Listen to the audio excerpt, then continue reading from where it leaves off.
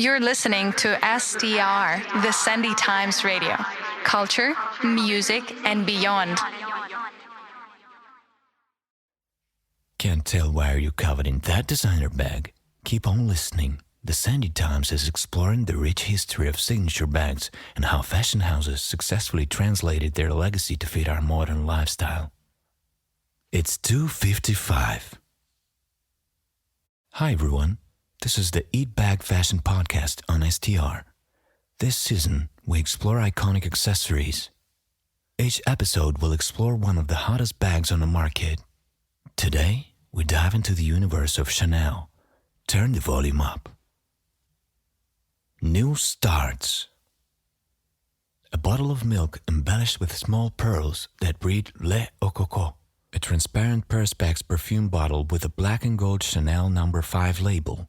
An acid yellow synthetic fur hand warmer with a Chanel embroidery. A vinyl record out of shining leather with a Rue Cambon engravement. These are just a small sample of Karl Lagerfeld's uninhibited genius. His sartorial humor, mixed with a surrealist approach, gave us some unique handbags that continued to leave no one indifferent. In 1983, Karl Lagerfeld was brought as the creative director of Maison Chanel with one clear objective: to modernize the label and reshape its image. The German designer was faced with a difficult task. He had to fill in big shoes and improve the brand's financial situation. Indeed, Mademoiselle Chanel, the founder, has been dead for 12 years, and the company had been performing poorly ever since. At the time, the brand's only streams of income were the cosmetics and perfume lines. Weighed down by declining sales, the clothing department was becoming a liability. The loyal yet aging clientele were maintaining it afloat, but at an enormous risk. Chanel was starting to fall out of fashion. Breathing new life into Chanel wasn't an easy task. All of Karl Lagerfeld's friends advised him against joining a sinking ship. "That label is dead, and so would your career," a good fellow told him. However, he wasn't fazed by the challenge. A risk-tolerant by nature, Karl went on to revive Chanel. He used its rich past to lay the foundations of a better future. Lagerfeld thrived on shocking Chanel purist fans. He reimagined and redesigned the house's tweed sets, pearl necklaces, two-tone shoes, and of course the quilted bags. What she would have done. At the end of the 1980s, Kaiser Karl, who got the nickname from industry insiders due to his acid remarks, reimagined a Chanel classic, the 255 bag. Oh, and by the way, Kaiser means emperor in German. Fitting, no? Now back to the bag. He made it larger, fattened the chain, and changed the lock. He also replaced the traditional rectangular Mademoiselle turn lock with an interlocking double C lock. With this design, Monte Carlo created a new brand identity and officially kickstarted the logo mania era. Now, some of you might be wondering, why are we referring to the flap bag as the 255 handbag? Well, because technically there is a difference. Focus and listen in carefully. The 255 refers to the original bag designed by Chanel, while the flap bag refers to the reinterpreted version that was released during the Karl Lagerfeld era. And as of 2021, the Parisian house decided to rebrand the bag as the 1112. But wait, there is more. The reissued 255. That refers to the original 255 that was reintroduced in 2005 for the bag's 50th anniversary. As you have seen, the name changes, but the classic design remains the same. Essentially, they are all similar bags that share the same story. Nevertheless, each design has its own tiny, subtle, yet unique features. Every Chanel collection offers a new iteration of the 255 bag with different dimensions, colors, and materials. Tweed, cotton, denim, sequins, transparent plastic, and also patented caviar, lambskin, and calfskin leather have been used. Mixing heritage with innovation, Karl Lagerfeld, and by extension the House of Chanel, have ensured that the 255 remains desirable to a new generation of luxury clients. When Lagerfeld was asked if he did the label's codes justice, he replied, "My job is not to do what Gabrielle Chanel did, but what she would have done." The good thing about Chanel is that it is an idea you can adapt to many things. But how did it all start? Coco before Chanel. At the beginning of the 1900s, a young 18-year-old girl would spend her nights dancing and singing at the Paris Music Hall. The highlight of her show was a song called "Anyone Has Seen Coco." The Parisian nightlife circle took notice of this performer. Fans started to call her Coco, a name that will stick with her forever. Little did anyone know that this nickname would become a byword for Parisian elegance. That rising star was none other than Gabrielle Coco Chanel. Gabrielle was a strong woman. She didn't hesitate to break with traditions and customs to become the great role model that we all celebrate. However, nothing predestined this French woman from reaching this greatness beside her tenacity and grit. At the age 12, she was sent to an orphanage in rural France that was run by Christian nuns. Their distinctive habit, a white and black outfit, left an incredible mark on young Gabrielle. As a designer, all of her collections would be centered around these two shades. Once an adult, Coco Chanel moved to Paris to take her destiny into her own hands. She managed to escape poverty thanks to her wit, beauty, and charm that didn't leave wealthy men indifferent. At the age of 25, Chanel had a vision and came up with a plan. She would create a fashion label by borrowing money from her lovers. That's how, on January 1st, 1910, Chanel Mode opened to the public on 21 Rue Cambon. A shrewd businesswoman, Chanel expanded her label to reach cities like Deauville and Biarritz, the favorite summer and vacation destination of European aristocrats. The fluid and functional cut of her clothes were in high demand. Orders were pouring in from France, England, and Spain. In the words of Vogue editor Diana Vreeland, Coco really had the spirit of the 20th century. She really understood what women's lives were going to be, that they were going to take subways, they were going to walk in the rain. She was very rigorous and vigorous. Luxury must be comfortable. In the 1920s, Chanel came up with a controversial idea for the time. Why can't women feel liberated in their clothes? After World War I, Europe was witnessing deep social changes that was amounting to a clean cut with the past. Women became more active and needed a wardrobe that matches with their newly founded lifestyle. As a result, Coco embarked on a mission to emancipate women, at least from a fashion perspective. According to her, women should be able to dress on their own, thus enabling them to recover a fraction of their freedom. Gone were the days of large and heavy dresses that took hours upon hours and several servants to be worn. To bury this era one and for all, Coco brought that relaxed elegance to informal clothes. Heavily inspired by the sporting attires of aristocratic Englishmen, Chanel was the first to put women in pants. She popularized cardigans, used wool jerseys in a neutral color palette of navy, taupe, and cream.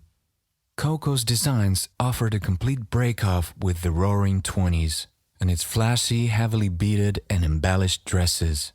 Simply put, Chanel founded the practical yet sophisticated fashion movement that revolutionized women's wear.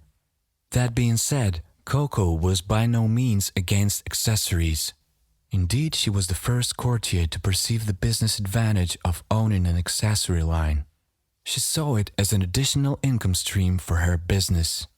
By introducing the cascades of fake pearls, Chanel made everyday jewelry accessible to women from all social backgrounds. And she applied that same informal, laid-back approach to her handbags. And what did that translate to? Straps on women's bags. What seems a basic feature nowadays was in fact a daring gender-defined design for the year 1929. For the first time ever, ladies recovered the ability to use their hands while carrying a handbag. It was a radical, defiant, rebellious, and bold statement. in the words of Coco herself, "I was sick and tired of holding my handbags and losing them. I stuck a strap on them and wore them across my shoulder." This design kept on evolving until the pivotal moment of February 1955. Always be different. As you might have guessed, the cleverly named Chanel 255 was released in February 1955. The 2 stands for the month of February, and 55 for the year 1955. The collection presented 2 versions of the bag, one in lamb leather for daytime, and another in silk jersey for night escapades. The original design required 180 different steps to be manufactured. The 255 handbag features diamond stitch quilting, a chain, a rectangular gold-plated lock, and the burgundy interior lining with the double C logo stitched on it. The bag also had 3 flap pockets, 2 small and 1 big, to organize belongings like lipstick tubes, keys, cigarettes, money, or lovers' letters like Coco did. So, how come that relatively simple bag became a status symbol? Well, the answer lies in retracing what was happening between 1929 and 1955. When World War II broke out, Chanel closed shop and took a 14-year break. In 1947, Christian Dior made his debut with the new look, with its clinched waists and huge tulle skirts. This homage to the 1930s glamour era marked the beginning of the couture age that reached its apotheosis in the 1950s. Chanel despised that comeback. She saw it as a setback to women's freedom of movement. By the 1950s, society was in a transitional phase. It was leaving make, do, and mend behind and welcoming consumerism. It is in this social context that the handbag became a status symbol. It became a sign of wealth and social success rather than a reflection of personal taste. And Coco knew that when she reopened the boutique in 1954. Chanel banked on her name, reputation, legitimacy, and prestige in the fashion industry to make the 255 handbag legendary. The bag kept its core 1929 features like the jersey or leather body and the glided shoulder chain, but had more color options like beige, navy, black, and brown. With a celebrity endorsement like Audrey Hepburn, who wore the handbag on Breakfast at Tiffany's, the Chanel's 255 became an undisputed classic and a prized possession. Dear Chanel client, due to the strong inflation in the price of exceptional noble materials and the increase in the cost of labor for rare and talented human resources, we will increase the retail prices of select handbags effective March 27, 2024. Very best, Chanel Handbag Merchandising Team. This is how Chanel clients, fans, and enthusiasts received the news that the brand was going to hike its prices. Once again. Since 2016, Chanel has been regularly increasing the price of its handbags on a biannual basis. On average, the increase is by 10 to 15% per year. The Chanel 255 was sold for $220 in 1955. Today, the handbag is priced at $10,800. By 2030, the bag is expected to retail for $20,000. So if you have a Chanel bag in your closet, don't list it on pre-loved marketplaces just yet, and maybe buy another one. Since there are some analyses showing that a Chanel bag provides a higher return on investment than real estate, demand for Chanel handbags in pristine condition has been exploding. However, customers are having a hard time fetching them. Chanel's boutiques are constantly on back order, and they don't officially offer the option to purchase bags online. As a result, the prices of all Chanel bags from the classic to limited edition passing by the collaborators are increasing on the second-hand market. Actually, Chanel handbags can be easily resold at the same price they were bought at, if not more in some cases. So, how do you ensure that seductive return on investment?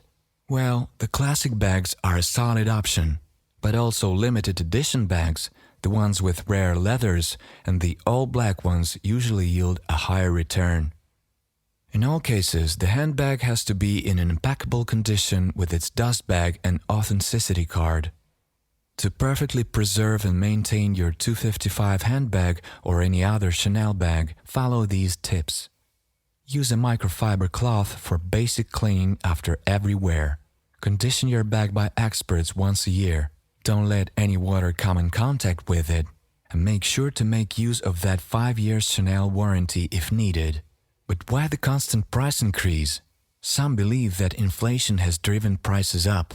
Others think that Chanel supply lines and production lines haven't recovered from COVID-19 disruptions. The extra money would make up for extra costs. However, a third theory has been floated. It is a marketing strategy.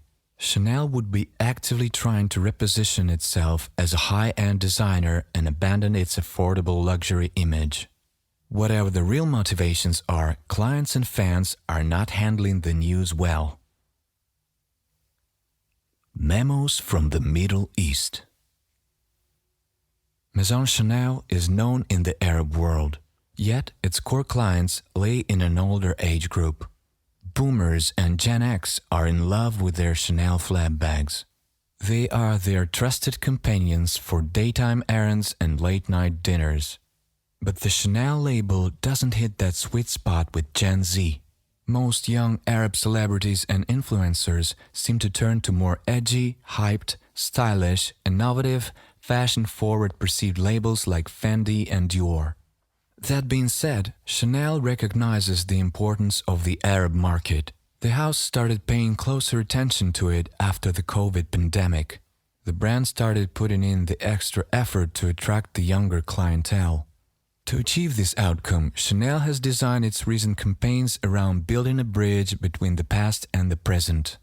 For example, the label partnered up with leading Arab women for the Century of Chanel No. 5 campaign in 2021. The special guests shared the importance of the perfume in their childhood memories, since it was worn by their mothers. By putting forward this emotional link, they have explained why they wear Chanel No. 5 in their adulthood.